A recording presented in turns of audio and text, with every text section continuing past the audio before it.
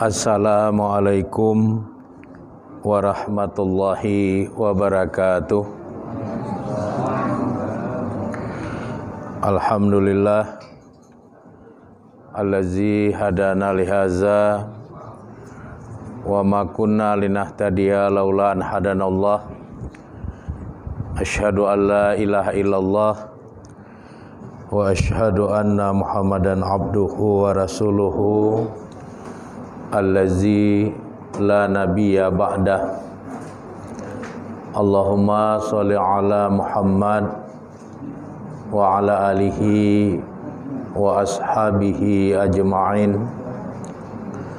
Radina billahi rabba wa bil islami dina wa bi Muhammadin nabiyya wa rasula.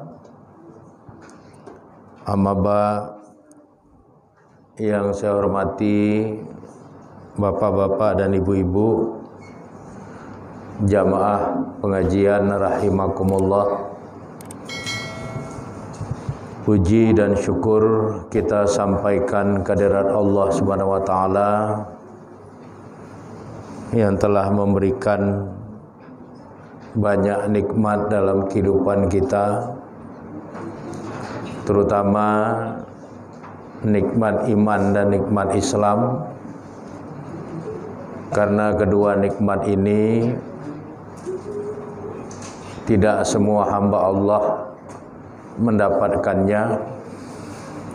Oleh karenanya bersyukurlah kita kepada Allah, karena kita menjadi bahagian dari hamba-hamba Allah yang mendapatkan anugerah iman dan anugerah Islam. Selanjutnya selawat beriring salam tidak henti-hentinya kita mohonkan kepada Allah Subhanahu wa taala agar tercurahkan kepada Rasulnya Nabi Muhammad sallallahu alaihi wasallam beserta keluarga, para sahabat dan semua pengikut beliau yang setia hingga tegaknya hari berbangkit kelak. Adapun materi pengajian kita pada malam hari ini berkaitan dengan Ashabul Yamin atau biasa juga disebut dengan istilah Ashabul Maimanah. Sama kita ketahui bahwa di dalam Al-Quran Allah Subhanahu wa taala memberikan penjelasan bahwa ada dua golongan hamba Allah berdasarkan jalan kehidupan yang mereka tempuh pada saat mereka hidup di alam dunia ini. Golongan pertama itu disebut dengan istilah Ashabul Yamin atau Ashabul Maimanah. Artinya adalah golongan kanan atau golongan yang senantiasa mendapatkan curahan keberkahan dari Allah Subhanahu wa taala.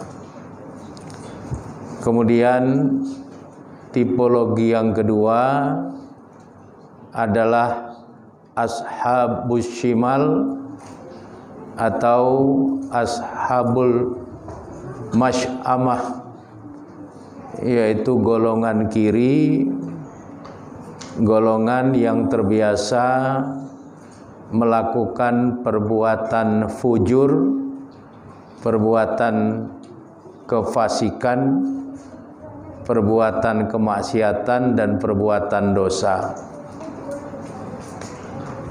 Meskipun Allah Subhanahu wa taala menganugerahkan dua pilihan dalam kehidupan kita, namun Allah Subhanahu wa taala mengarahkan agar kita memilih jalan kebajikan, memilih untuk menjadi ashabul yamin atau ashabul maimanah. Di dalam surat Al-Balad surat ke-90 ayat 10, Allah Subhanahu wa taala berfirman, A'udzu billahi minasyaitonir rajim. Bismillahirrahmanirrahim. Wa hadainahun najdain. Dan kami telah menunjukkan dua pilihan atau dua jalan, yaitu jalan kebajikan dan jalan kejahatan.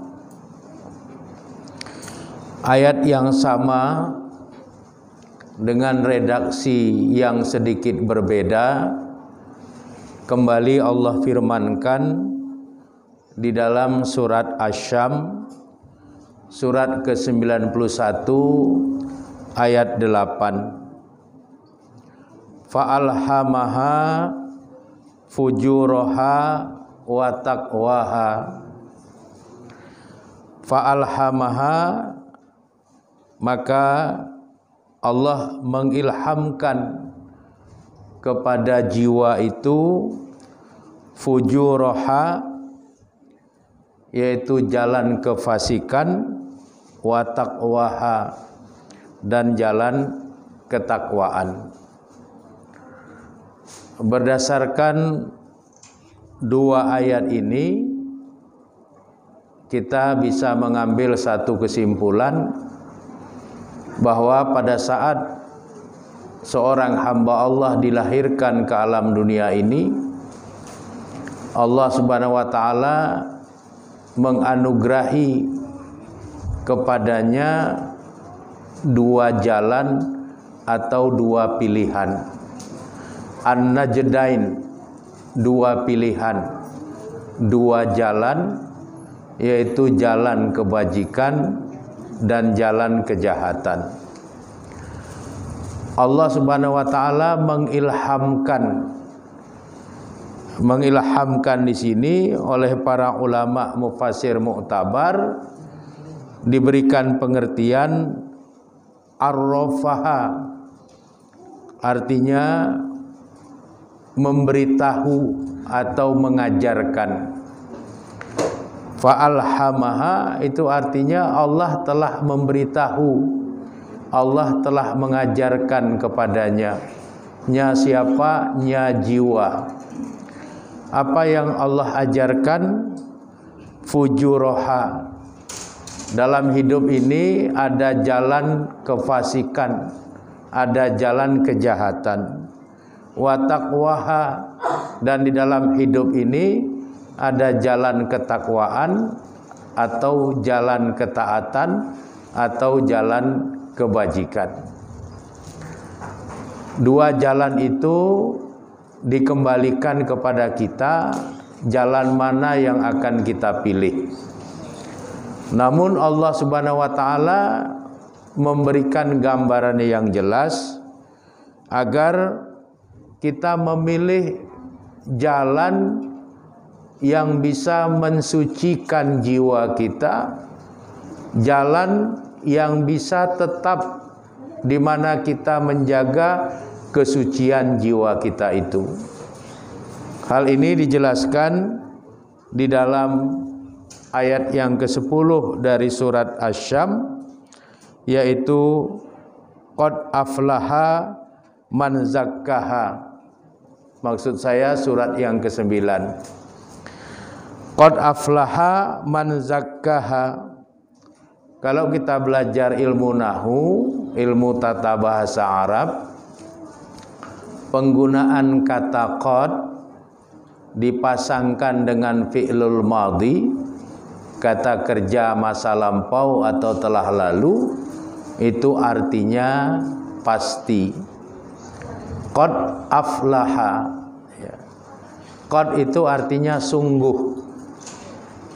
Aflaha itu fi'lul madhi, artinya kemenangan atau keberuntungan. Pada saat kata qad yang berarti sungguh dipasangkan dengan fi'lul madhi aflaha, maka artinya menjadi pasti. Qad aflaha, pasti beruntunglah, pasti menanglah, pasti sukseslah. Siapa? Man zakkaha, siapapun yang mensucikan jiwanya. Jadi kita terlahir ke alam dunia ini dalam keadaan suci. Kullu mauludin yuladu alal fitrah. Semua yang dilahirkan itu dalam keadaan sebagaimana fitrahnya. Dia dalam keadaan yang suci. Begitu pula pada saat kita akan meninggalkan dunia ini. Hendaknya kita meninggalkan dunia ini dengan membawa serta kesucian jiwa yang ada pada waktu kita dilahirkan untuk pertama kali ke alam dunia. Lahir dengan membawa kesucian, pulang meninggalkan dunia ini juga diiringi oleh kesucian. Sejak kita lahir sampai kita meninggal dunia, itu hendaknya kesucian jiwa itu bisa kita pelihara, bisa kita jaga, bisa kita rawat. Sebagaimana kita datang, begitulah hendaknya kita pulang. Datang dengan kebeningan jiwa, kesucian jiwa, pulang dengan kebeningan dan kesucian jiwa. Hamba Allah yang seperti itulah yang dipastikan akan memperoleh kemenangan dalam kehidupannya di alam akhirat kelak. Sebaliknya, di dalam ayat yang ke-10 dari surat Asy-Syam, Allah menjelaskan, wa qad khaba man dassaha, pastilah merugi siapa yang merugi, man dassaha, orang yang mengotori jiwanya. Apa yang dimaksud dengan merugi di dalam ayat ini? Para mufassir muktabar memberikan penjelasan, merugi di sini artinya besok di alam akhirat dia masuk ke dalam neraka. Kenapa? Karena dia tidak bisa menjaga dan merawat kesucian jiwanya, sehingga dia lebih memilih jalan fujur, jalan kefasikan, jalan kemaksiatan, jalan berbuat dosa daripada jalan ketakwaan, jalan ketaatan, jalan kebajikan. Kemudian di dalam surat Al-Balad ayat yang ke-11, Allah berfirman bahwa untuk menempuh jalan ketakwaan, untuk tetap jiwa seorang hamba itu terpelihara dalam kesuciannya, jalan yang harus ditempuh adalah jalan yang mendaki lagi sukar.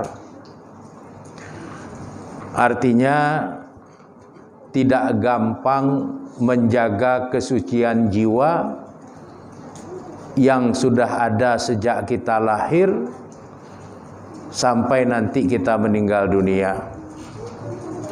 Tidak gampang bagi kita untuk bisa menjadi orang baik, karena Allah mengisyaratkan jalan ketakwaan itu sifatnya adalah al-aqabah. Al-aqabah itu artinya jalan yang mendaki lagi sukar. falak tahamal aqobah, tetapi dia manusia sering tidak menempuh jalan mendaki dan sukar. Wa ma adraka mal aqobah, dan tahukah kamu mal aqobah? Apa itu al aqobah? Apa itu jalan mendaki lagi sukar? Jalan mendaki lagi sukar itulah jalan menuju kepada ketakwaan, jalan menuju kepada kebajikan. Jadi tidak mudah berbuat baik, tidak mudah untuk bisa menjadi hamba Allah yang bertakwa, tidak mudah untuk menjaga jiwa agar tetap terus suci sebagaimana jiwa itu pertama kali dilahirkan ke alam dunia. Ada 7 persyaratan yang harus ditempuh bagi seorang hamba untuk dia bisa menjadi ashabul yamin atau ashabul maimanah, dalam rangka dia menempuh al-aqobah, menempuh jalan hidup yang mendaki lagi sukar itu. Apa saja ke-7 hal itu? Yang pertama, fakku raqabah, jalan mendaki lagi sukar yang bisa menyampaikan dia menjadi ashabul yamin atau ashabul maimanah itu. Yang pertama adalah fakku raqabah. Apa itu fakku raqabah? Membebaskan atau memerdekakan hamba sahaya atau budak. Di tengah kehidupan kita sekarang yang sudah serba modern ini, perbudakan memang sudah tidak lagi ada. Tapi perlakuan-perlakuan yang mirip terhadap perbudakan itu masih banyak terjadi. Karena budak sudah tidak ada, maka kita tidak lagi bisa melakukan pembebasan atau memerdekakan budak. Tetapi kita masih bisa melakukan hal-hal yang bersifat memperlakukan manusia seperti memperlakukan budak. Cegahlah orang dari perbuatan memperlakukan hamba Allah seperti memperlakukan budak. Kalau itu bisa kita lakukan, berarti kita sudah memenuhi syarat pertama untuk menjadi ashabul yamin atau ashabul maimanah. Dan itu tidak mudah, itu al-aqobah, itu jalan mendaki lagi sukar. Artinya akan ada banyak hambatan-hambatan. Pada saat kita menjadi orang yang soleh, orang yang baik, semua orang akan suka dengan kita. Tapi pada saat kita menjadi muslih, orang yang ingin memperbaiki yang buruk menjadi baik, maka kita akan mendapatkan banyak tantangan dan hambatan. Di sisi yang lain, kita tidak hanya cukup untuk menjadi orang yang soleh, tapi kita juga mengemban amanah untuk menjadi muslih, orang yang memperbaiki sesuatu yang buruk agar menjadi baik. Begitu juga membebaskan orang dari perlakuan memperbudak orang lain, itu tidak mudah. Pasti ada orang yang tidak suka kepada kita. Tapi itulah jalan al-aqobah, itulah jalan kebajikan yang mendaki lagi sukar. Jalan itu harus kita tempuh sebagai salah satu persyaratan agar kita menjadi ashabul yamin atau ashabul maimanah. Golongan kanan, golongan kebaikan yang hidupnya akan mendapatkan curahan keberkahan dari Allah Subhanahu wa taala. Kemudian yang kedua, au it'amun fi yaumin za masghabah, atau it'amun memberi makan fi yaumin pada hari zi masghabah terjadinya kelaparan. Jadi pada saat musim paceklik, musim kesulitan bahan pangan, di saat-saat orang kelaparan seperti itu, dengan makanan yang kita miliki, kita memberi makan kepada orang yang kelaparan itu, maka kita akan menjadi bahagian dari ashabul yamin atau ashabul maimanah. Jadi kasih makan orang yang kelaparan. Dalam kehidupan kita sering kita memberi makan orang yang sudah kenyang.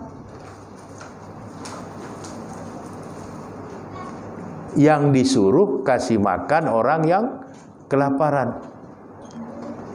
Di tengah musim paceklik, di tengah musim orang dalam kondisi lapar karena rawan pangan, disitulah kita disuruh memberi makan. Kalau itu terpenuhi, jadilah kita bahagian dari ashabul yamin itu. Kemudian yang ketiga, yatiman za maqrabah,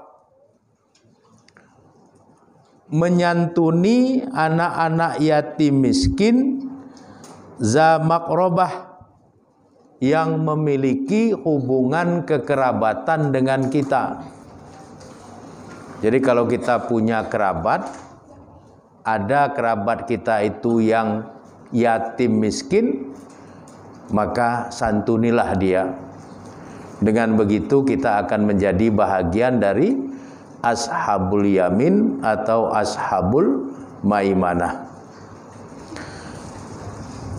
Yang keempat, au miskinan zamat robah, atau memberi makan kepada orang miskin zamat robah, yang teramat sangat kemiskinannya. Jadi ada orang miskin itu yang masih bisa makan. Tapi kita lebih mengutamakan orang miskin yang teramat sangat kemiskinannya. Ada orang miskin masih bisa makan. Ada orang miskin hanya bisa makan sehari sekali. Ada orang miskin yang makannya 2 hari sekali baru makan. Maka kita pilihlah orang miskin yang teramat kemiskinannya itu. Itu yang kita prioritaskan untuk kita openi, untuk kita kasih makan. Kalau itulah yang kita tempuh, insya Allah kita akan menjadi bahagian dari ashabul yamin atau ashabul maimanah. Sumakana minallazina amanu, kemudian adalah dia bahagian dari orang-orang yang beriman, yang tentunya menjaga keimanannya. Jadi ashabul yamin atau ashabul maimanah itu persyaratannya dia harus telah beriman. Setelah dia beriman, dia memelihara keimanannya. Karena ada orang yang beriman tapi kemudian gagal dalam merawat imannya, sehingga dia menjadi orang fasik, kharaja anil tariqil haq, keluar dari jalan yang benar. Kemudian ada yang menjadi munafik. Kemudian ada juga yang menjadi musyrik, menyekutukan Allah. Ada juga yang akhirnya sampai kepada tingkat murtad, keluar kembali dari keimanan yang sudah ada, keluar dari Islam. Oleh karenanya untuk bisa menjadi ashabul yamin itu persyaratannya diantaranya adalah harus telah beriman dan mampu merawat keimanannya sehingga dia meninggal dunia dengan disertai oleh Islam dan imannya itu. Lalu yang berikutnya watawasau bisobri, saling berpesan, saling menasihati di dalam kesabaran. Jadi dinamika kehidupan ini begitu kompleks, begitu dinamis, begitu luar biasa, sehingga membutuhkan untuk saling mengingatkan agar kita tetap sabar seberapapun pahitnya dinamika hidup yang kita jalani. Kalau seperti itu yang kita tempuh jalan hidup, maka kita akan menjadi bahagian dari ashabul yamin atau ashabul maimanah. Watawasau bil marhamah, dan kita saling berpesan, saling menasihati untuk saling hidup berkasih sayang. Jadi yang kita wariskan dalam kehidupan ini, yang kita transfer, yang kita berikan dalam kehidupan ini adalah kasih sayang. Jangan mentransfer dendam, jangan mewariskan dendam, jangan mewariskan kebencian. Wariskanlah kasih sayang.